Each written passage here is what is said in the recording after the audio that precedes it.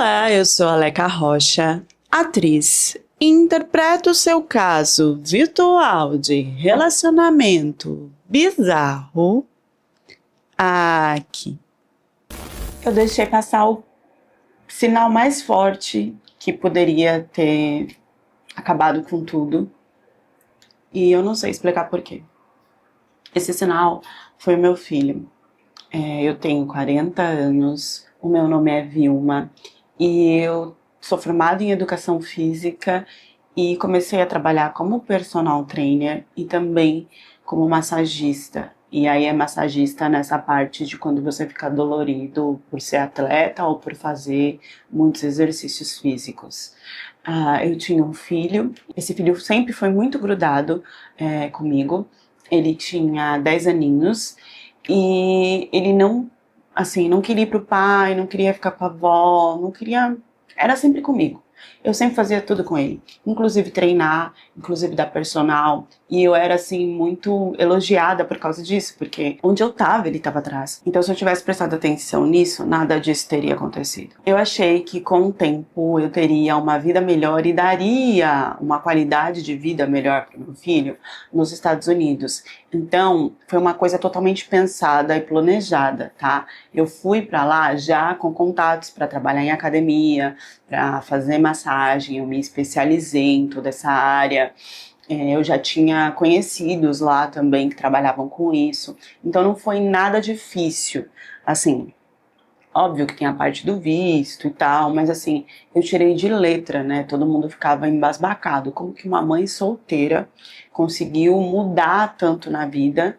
E assim, eu tinha muitos clientes, tanto lá como no Brasil. No Brasil, eu fazia por internet, online. A minha vida, ela nunca teve assim um grande obstáculo, porque quando tinha, eu via isso assim como algo normal e logo eu ultrapassava sem medo nenhum.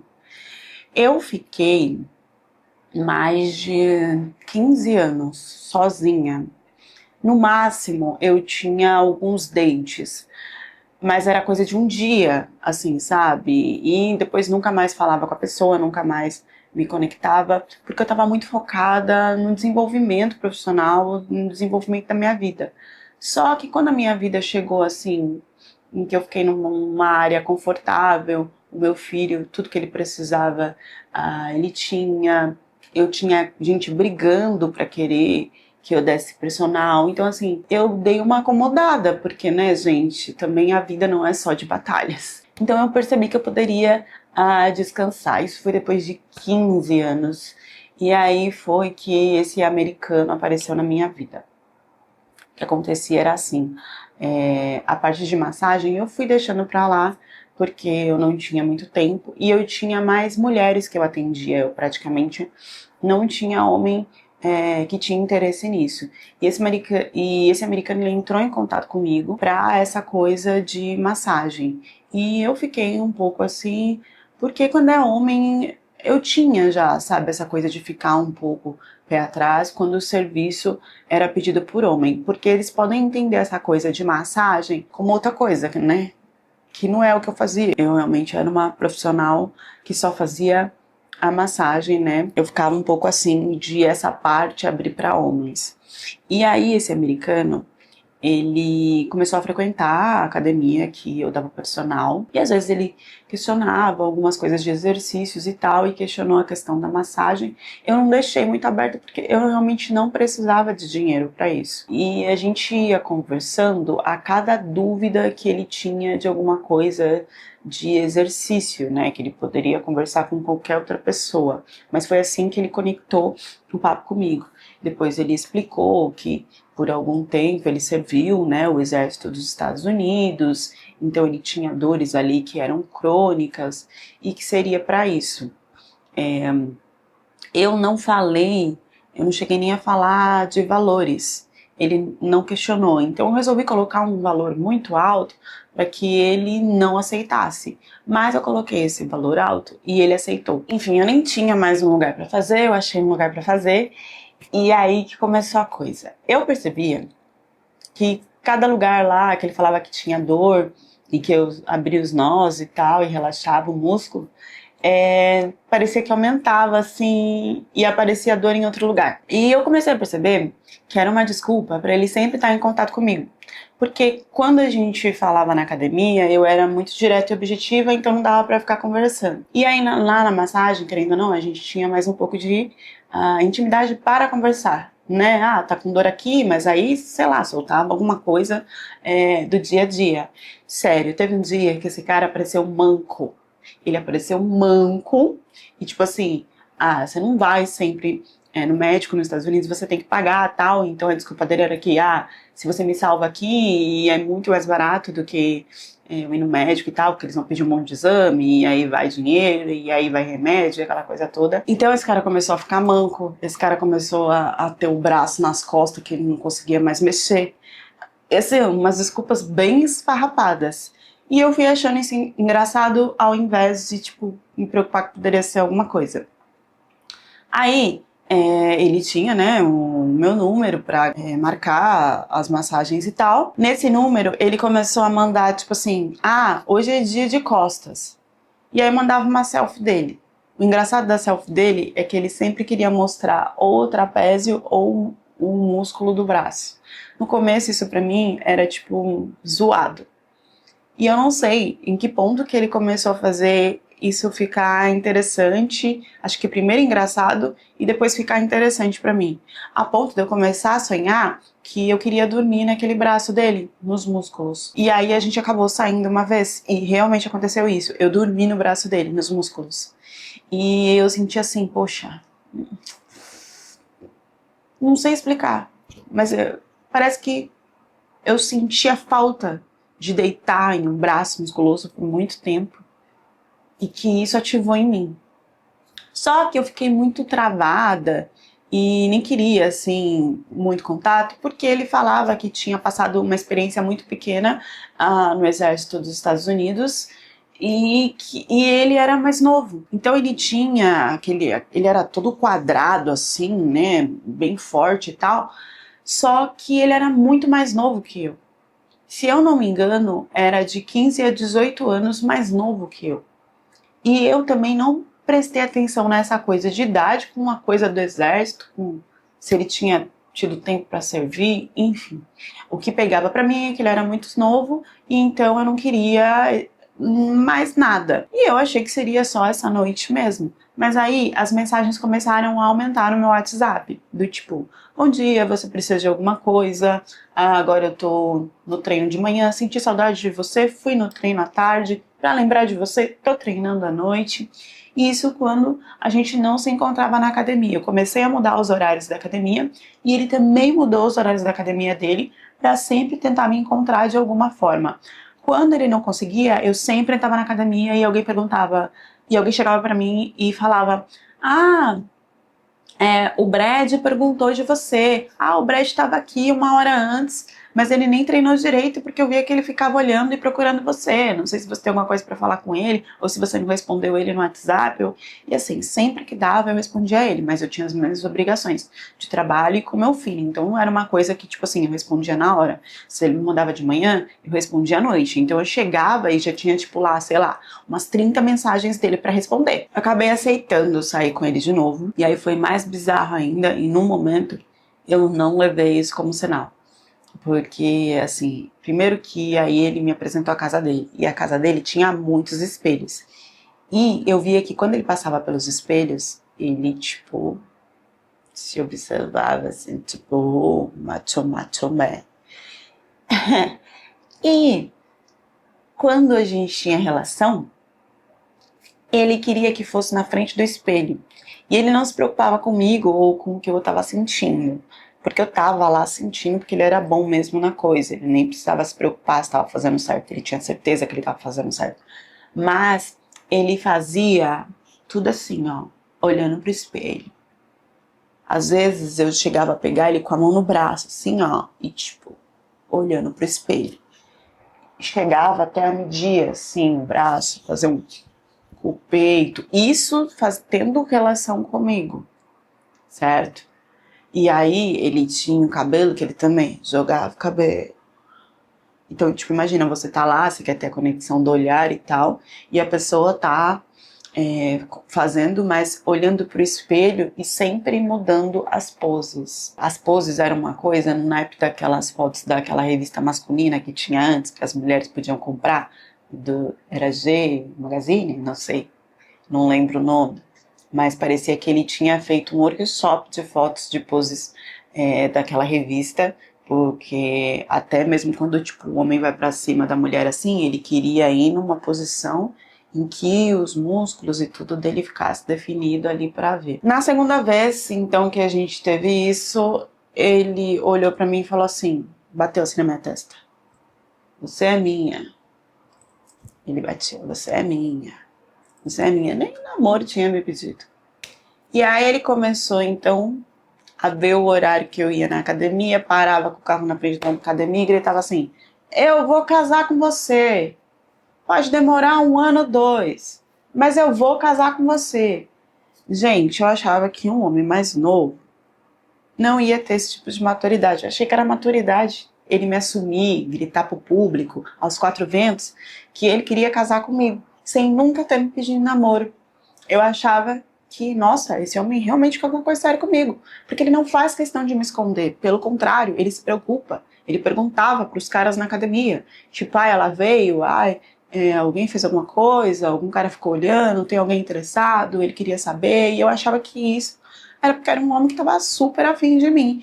Então era como se as ações dele fizessem com que eu entendesse que ele realmente queria alguma coisa séria comigo. Isso durou mais ou menos uns 2, 3 meses até ele virar e falar que queria casar comigo. Eu falei que era um passo muito grande, que a gente poderia morar junto. Então a gente começou a morar junto, depois de um tempo a gente começou a casar.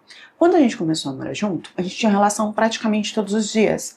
Então, eu não sei porquê, né? Começou a me dar uma dor ali na lombar, nas costas. Eu entendia que era a junção do trabalho, a junção de eu ter que cuidar de um filho e a junção de ter ali dias também bem forçados para se relacionar, porque no início tudo é quente, né? Tudo sobe, tudo nunca desce. Então, para quem pergunta do meu filho, o meu filho, no começo, quando a gente se encontrava, eu deixava, tipo, que eu ia para um date e tal com ele, e eu deixava ele com uma amiga minha.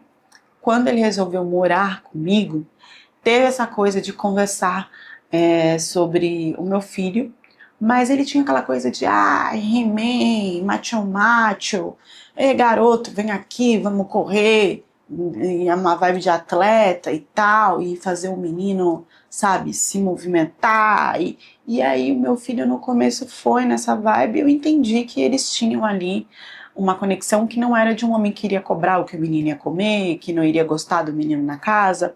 Só que esses meses, então, que a gente foi pra morar junto, que eu achei que também seria uma experiência para entender como que meu filho iria reagir, o meu filho começou a dizer que queria voltar pro Brasil. E o estranho? Meu filho nunca quis ficar perto do pai, nunca quis ficar perto da avó, nunca quis, ele sempre foi muito cuidado comigo. E esse era o sinal que eu devia ter entendido para parar. Só que não. O meu filho começou a falar do nada, mãe, quero voltar pro Brasil, mãe, não tô gostando daqui, não me sinto bem, sendo que eu tinha ido pra lá pra dar um conforto maior pra ele. E qualquer mãe ficaria assustada e faria de tudo pro filho se sentir bem. No começo eu fiz isso, mas depois eu fui me envolvendo tanto com o Brad, a ponto de começar a pensar sobre meu filho sim voltar pro Brasil. Parecia que meu filho não tinha mais espaço ali. Mesmo a gente tentando colocar ele nas situações, ele ficava muito quieto, ele já não ficava mais próximo de mim. O Brad disse que poderia ser questão de que ele estava virando para adolescente, né, a partir dos 12 anos e tal, já vira, então ele podia ser ali um adolescente precoce. Talvez ele tivesse revoltado, aquela coisa de ser revolucionário e tal. A gente tentou entender, mas no fim eu comecei a pensar que era melhor. Meu filho começou a fazer chamada de vídeo mais com o pai, com a avó, quis passar férias no Brasil e eu deixei ele ir sozinho. Não, levei ele até o Brasil para passar férias com o pai, deixei lá e disse que depois buscava. Coisa que não aconteceu. Quando meu filho colocou o pé no Brasil, ele começou a chorar copiosamente depois que eu voltei, né? O pai disse que ele chorava copiosamente, não queria conversar com o pai direito, e por chamada de vídeo me falou que não queria de jeito nenhum jamais voltar para os Estados Unidos. Aquilo me pegou forte, porque eu não entendi a mudança dele. E aquilo foi um baque tão grande que quem me abraçou, me acolheu e falou que era normal, que adolescentes mudam, que uma hora era normal querer ficar com o pai, talvez ele daqui um tempo também queira voltar, e a casa sempre estaria aberta, foi o Brad. O Brad que fez todo esse acolhimento para mim. Eu comecei então a não dormir muito, né, a ficar com insônia, e comecei a focar muito no trabalho pra esquecer, sabe, de tudo que estava acontecendo. E também forcei mais em ter mais relações com o Brad, né, aquela coisa de ficar assada não basta, vamos pro arregaço. Então, porque parece que eu descontava, entendeu? Eu descontava nas ações, então eu descontava no trabalho, eu descontava em fazer amor, e não conseguia dormir. O Brad disse então que era melhor a gente começar de uma forma natural, né? Eu tomar uns chazinhos, fazer umas coisas para ver se melhorar. E eu seguindo, né, mais a alimentação do Brad, que era mais natural, e as coisas que ele falava que à noite não trazia tanta agitação pro estômago e era melhor comer, ou só mais tomar uma sopinha e o chazinho para acalmar, não ficar tanto no celular, enfim. Eu fui voltando a ter o meu sono normal e eu comecei a dormir igual pedra. Só que é como eu via assim, né? Como eu não ia para psicóloga, eu não fazia terapia, parecia que eu tava mudando o meu estresse de lugar. Então, o meu estresse não tava mais na insônia, mas estava indo pro corpo. Então eu comecei a acordar com roxos que a gente via que era de estresse, sabe? Quando o corpo tá mandando para fora um sinal de que você está emocionalmente abalada e não tem como agir com isso. Eu comecei então a fazer mais coisas que me deixasse feliz, sabe?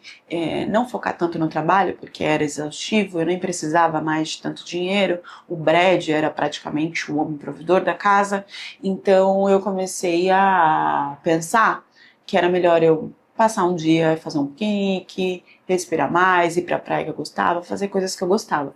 Só que eu tava entrando numa depressão que eu não tinha força. Então eu achava que eu estava muito cansada, que o meu corpo estava respondendo já fisicamente, e aí a gente tentava mudar padrões assim na vida para ver se eu melhorava. Foi quando o Brad se declarou e falou: olha, lembra que eu sempre te disse, né, que eu ia casar com você, eu quero te fazer uma mulher feliz, nós podemos ter novos filhos, está sempre aberto para o seu filho aqui, e vamos casar, eu quero que você case comigo. Eu ainda tinha essa coisa da idade muito forçada na minha cabeça, sabe? O que esse homem quer comigo? Ele é mais novo, ele poderia ter mulheres mais bombadas, enfim, apesar que eu tinha um corpo também, né, bem escultural, já que eu era personal. E eu fiquei com esse medo. Eu comecei a ter vômito, diarreia, nada parava na minha barriga, sabe? Sempre eu tava assim, escutando um zumbido e zonza. Foi aí que o Brad falou que eu não precisava continuar no trabalho, que ele poderia cuidar disso até eu ficar melhor. E eu acabei aceitando porque eu realmente ficava muito cansada.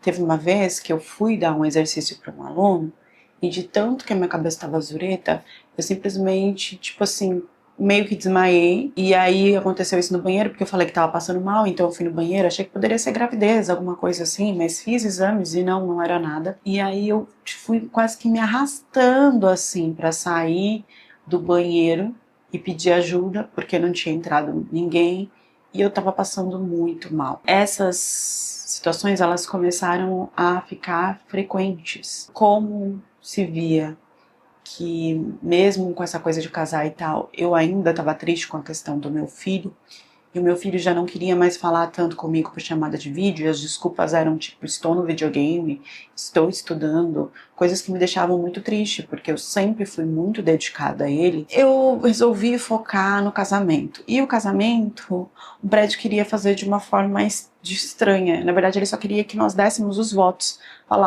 ele falasse o voto dele, eu falasse o meu voto, tinha uma pessoa lá para interceder por isso, nem teriam muitas pessoas, só seria na verdade eu e ele, e nós gravaríamos isso e isso seria o nosso casamento.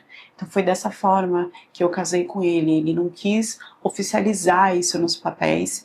Eu não entendia porquê, mas eu também não tinha muito que força para questionar sobre isso. Ele começou a controlar mais a minha alimentação porque eu via que dava resultado quando eu comia do jeito certo. Então mudava o açúcar para um açúcar mais natural, né? Às vezes eu não tinha força de cozinhar à noite, era ele que cozinhava. Foi aí então que eu comecei a ter pesadelos. Eram pesadelos como se muitas pessoas estivessem à minha volta. Essas pessoas, elas me xingavam, elas me batiam. Era horrível. E eu acordava assim, só de manhã, como se eu tivesse tido uma noite tranquila de sono, mas eu tava a madrugada toda tendo pesadelos. A partir daí eu comecei a ter queda de cabelo. E então eu fui fazer exames. E as minhas vitaminas, elas estavam totalmente em dia. Eu resolvi começar a me fotografar, sabe? Eu fotografava os roxos, eu fotografava e gravava como o meu cabelo estava caindo. E isso às vezes voltava ao normal por um tempo e depois piorava de novo. Eu fiz todos os tipos de exames possíveis que eu poderia fazer e nada dava errado, estava tudo certo. Então, se pensava que era por causa do meu emocional, que eu realmente não tinha conseguido superar a ida do meu filho para umas férias no Brasil e ele resolver nunca mais voltar. E mesmo depois eu tentando falar que iria lá e que ele teria que voltar comigo, porque a guarda era minha, essa coisa toda, o pai resolveu não autorizar mais para que ele viajasse para outro país, coisa que o pai dele fazia tranquilamente antes. Então eu fui indo para o fundo do poço e eu não entendia o que estava acontecendo comigo. Os meus pesadelos, eles tiveram um nível maior. O que acontecia era que eu estava no pesadelo, eu sentia que eu acordava, mas que eu não conseguia me movimentar ou ter ação, é como se eu não conseguia falar e tal, e eu não entendia se eu estava no pesadelo ou se eu estava acordada vivendo isso. E nisso eu via mais claramente as pessoas que estavam à minha volta, e aí logo eu apagava de novo e não entendia se eu tinha voltado para o pesadelo ou se o tempo todo eu estava dormindo. Eu fui ficando cada vez mais confusa e isso acabou virando uma confusão mental no meu dia a dia. Eu já não tinha mais equilíbrio para atender os clientes, para conseguir mais clientes. Eu perdi todos os clientes, eu perdi a minha parte financeira, não tinha mais como nem mandar dinheiro para o meu filho. Eu fui ficando muito envergonhada sobre tudo o que estava acontecendo e o Brad sempre me apoiando, dizendo que estava tudo bem, que era uma fase e que tudo ia passar. Eu não contei para vocês sobre a família do Brad. A família do Brad, ela não era daquela região, ela morava muito longe. Eles moravam muito longe, né? Nem casamento, nem nada eles participaram.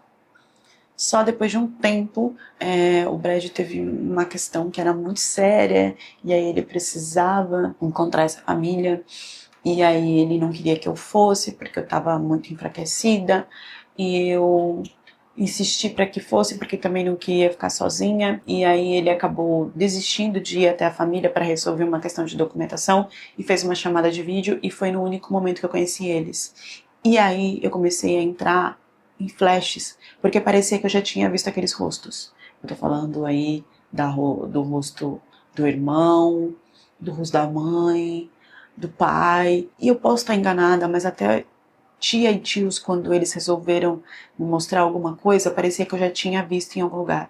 E era estranho, porque vinha como flashes na minha mente e voltava. E eu não entendia da onde que eu conhecia aquelas pessoas, porque eu nunca tinha visto elas em lugares nenhum. E aí eu comecei a entender que elas pareciam muito com as pessoas dos meus pesadelos. No começo eu achei que isso era loucura da minha cabeça, mas depois ficou parecendo que era muito real. E que ainda tinha uma mulher, uma loira no meu pesadelo, que eu não conseguia assimilar como ninguém da família, mas que ela parecia como principal e muitas das vezes. Aquilo foi ficando estranho na minha mente, eu comecei a ficar estranha até com o Brett, porque eu não conseguia entender se eu estava num mundo paralelo, se eu estava vivendo algo diferente, mas alguma coisa de muito errado estava acontecendo e eu não conseguia assimilar o que que era. Essa mulher nada mais era do que a esposa verdadeira do Brad. Sim, o Brad tinha uma esposa, só que eu não sabia. E eles eram tão conectados e faziam tantas coisas que o grau chegava a ser bizarro, o grau de conexão. Eles tinham feito até um pacto de líquido vermelho para que depois que eles desvivessem, eles continuassem juntos. E eles tinham ideias mirabolantes. E muitas das ideias eles praticavam comigo e eu nem sabia. Eu só fui descobrir porque o Brad, ele tinha outros celulares. E ele tinha escondido esses celulares em lugares estratégicos da casa. Ele dizia que a casa dele tinha sido totalmente construída para a época de quando ele era do exército. Então que ele teria cofres e algumas outras coisas onde ele poderia ter as armas dele e outras coisas caso alguém tentasse invadir. Ele tinha essa ideia de que poderia ter confrontos entre outros países a todo tempo, então meio que tinha um porão com alimentos e coisas preparadas para isso. E eu entendia que era só isso, era a parte secreta da casa dele, que ele só iria usar caso a gente precisasse. Só que eu não sei, me deu um insight e eu resolvi olhar essas coisas. Essas coisas elas estavam sempre com cadeados, com segredos, travadas, elas nunca estavam abertas para mim. E eu tentei questionar isso uma vez e ele ficou um pouco mais bravo. E depois ele falou, tudo bem, se você quer eu te mostro. E aí ele mostrou tudo assim, mas tudo entre aspas, ele não abriu tudo, né? E no momento que ele fez isso, eu não sei se ele estava muito nervoso ou o que aconteceu, que em uma das coisas, um dos lugares ele deixou o cadeado só passado, ele não fechou. Eu sonhei com isso no meio dos meus pesadelos. Importante falar que isso só começou a acontecer depois que eu comecei a orar. Parecia que a oração tentava me desconectar do que estava acontecendo e me conectar a sinais para que eu descobrisse o que realmente rolava dentro daquela casa. Então, nesse que tipo, ele só passou o cadeado, eu não sei porque ele esqueceu de travar, tinha ali um dos celulares a mais dele. Nesse celular tinham vídeos e fotos minhas. E não eram só, assim, minhas. Eu tive a oportunidade de assistir 2 dos vídeos de forma rápida e tinha pessoas da família dele nesse vídeo em cima de mim. E tinha essa mulher estranha, que eu não sabia que era a esposa dele. Eu quase desmaiei. E rapidamente passei o cadeado de novo e voltei para cima desesperada, sem saber o que fazer. Eu não sabia como sair dali ou resolver a situação, mas eu tinha entendido que à noite, de alguma forma, essas pessoas me visitavam para ter relações comigo. As pessoas da família dele. Começou uma luta dentro de mim para entender se isso era verdade, se eu estava viajando, se eu estava oscilando e como que eu ia sair. Porque depois que eu vi isso, ele ficou estranho. Eu não sei se ele percebeu que eu vi, se eu deixei algum sinal, mas nesse dia ele saiu para trabalhar e eu fui tentar sair e a casa estava fechada. E depois que eu acordei, né, a casa estava fechada e eu estava sem o meu celular. Eu não entendi. Ele voltou falando que sabia que eu usava substâncias, que tinha descoberto isso e que não queria me denunciar para nenhuma corte nem nada, porque aí eu seria presa ou então seria internada numa clínica se eu tivesse surtos. Ele voltou com uma história assim. Então foi ali que eu percebi que ele entendeu que eu tinha mexido ou que ele deixou lá mesmo para eu ver e ficar mais confusa ou tentar me controlar de alguma forma. Eu não sabia que esses vídeos ele gravava e ele tinha uma plataforma onde outros homens ensinavam como dopar mulheres, né? Que tipo de substância para a mulher dormir o dia inteiro usava e aonde usava. No caso, a dele era no açúcar, um açúcar natural que ele tinha que fazer para mim. E aí esses vídeos, eles eram vendidos, eles eram monetizados em plataformas. eu percebi que as pessoas que faziam comigo, elas tinham a maioria das vezes os rostos cortados, só apareciam algumas partes, e que o foco era sempre em mim. Mas eu vi que ali tinha vídeos na íntegra que dava para ver que eram sim pessoas da família dele e principalmente essa esposa. E ele começou a falar então que descobriu que eu usava substâncias, que eu tinha surtos, que eu já estava mentalmente abalada, que era um caso, ele chegou até a falar, talvez um caso de retardo, mas que ele preferia cuidar de mim dentro de casa e que se não fosse assim, então eu teria que aceitar ir para uma clínica ou ficar presa pelo uso exagerado de substâncias. Eu sabia que eu não era louca, eu sabia que eu usava nenhuma substância, mas ele começou a ir para esse lado, porque ele já entendia que eu sabia o que tinha acontecido. E eu lembro que para eu sair, eu tive que sair por uma janela da casa que ele simplesmente esqueceu aberto, pensou que eu não iria fugir dessa forma, porque ele sabia que eu não tinha força. Eu tinha sintomas horríveis durante o dia, dor de cabeça, enxaqueca mesmo de gritar e querer, sabe, tirar a cabeça do corpo porque era muita dor, eu tinha muitos sintomas, enfim. Era uma loucura e eu achava que isso era estresse, né? E não, e foi aí que eu pensei, será que ele fez alguma coisa com meu filho? Será que meu filho viu? Por que ninguém me comunicou nada, se é que meu filho viu alguma coisa? Eu não sabia o que pensar, o que fazer. E aí nessa eu consegui sair pela janela e eu tentei denunciar ele mais de 3 vezes para a polícia e eu não consegui. Isso no mesmo dia, tá? Eu só consegui na terceira vez. Eu consegui sair com o meu celular. Eu achei o meu celular em um desses lugares secretos que ele dizia que era para guardar as coisas dele e tal. Eu não sei se ele era muito ruim no modo, não era profissional, mas eu achei o meu celular. Ele, não sei se recebeu a ligação da polícia, se ele tinha amigo da polícia, eu não sei o que foi. Eu sei que ele me mandou uma mensagem falando que sabia o que estava acontecendo, que ele ia atrás do meu filho, que ele ia atrás de mim, que não tinha para onde eu fugir, porque eu teria que voltar para casa, eu não tinha dinheiro, eu não conhecia ninguém, e que ele acabaria comigo da pior forma possível, e que também gravaria isso, que também conseguiria vender nas redes. Foi aí que eu fiquei desesperada e eu fugi da cidade. Eu fui para uma outra região, em um abrigo para mulheres. Como é que eu consegui isso? Eu, em um lapso, lembrei que perto da onde eu tinha ido, e isso, gente, eu desmaiava, eu ficava tonta. Então, perto da delegacia que eu fui, eu tinha uma conhecida.